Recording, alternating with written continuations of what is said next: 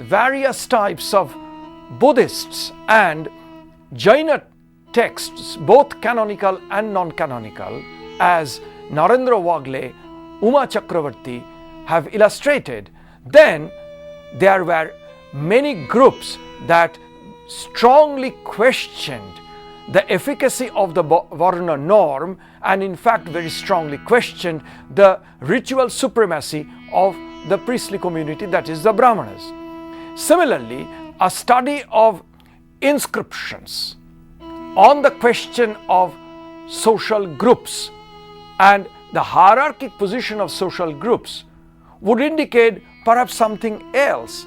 While in the Brahmanical treatises, the determination of one's social status rests very strongly on the question of birth and heredity of occupation, and therefore the taboos on intermarriage. If one looks at large number of inscriptions recording donations to Buddhist monasteries and Buddhist stupas by a wide variety of people, there one comes across a peculiar phenomenon that in these inscriptions the donors, except when they were Brahmanas, rarely referred to their jati position. They always indicated their occupational character.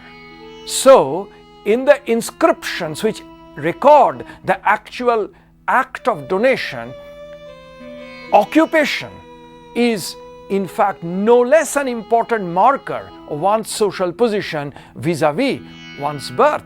Actually, there is hardly a reference to one's jati position in these donative records found from, say, Sanchi or Bharhut or a large number of such Buddhist chaityas and stupa sites in Western Deccan. Now, these are telling different versions of ancient society available by a study of different types of sources. Similarly, if one looks at the traditional description of Indian society through the Varna Jati structure, one may tend to give an ideal life in the society divided on the Varna structure.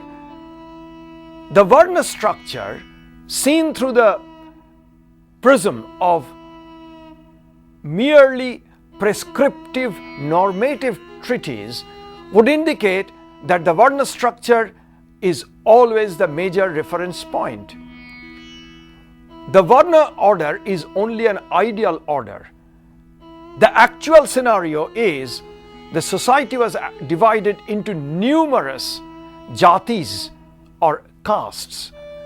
And if one looks at the works of historians like K.P. Jaiswal, R.K. Mukherjee, R.C. Majumdar, who contributed a lot to the understanding of early Indian society and politics through the study of these voluminous shastras, they tended to give a picture that though the Varna society was a divided one, it was also based on mutual cooperation and it was a peaceful coexistence of different Varnas.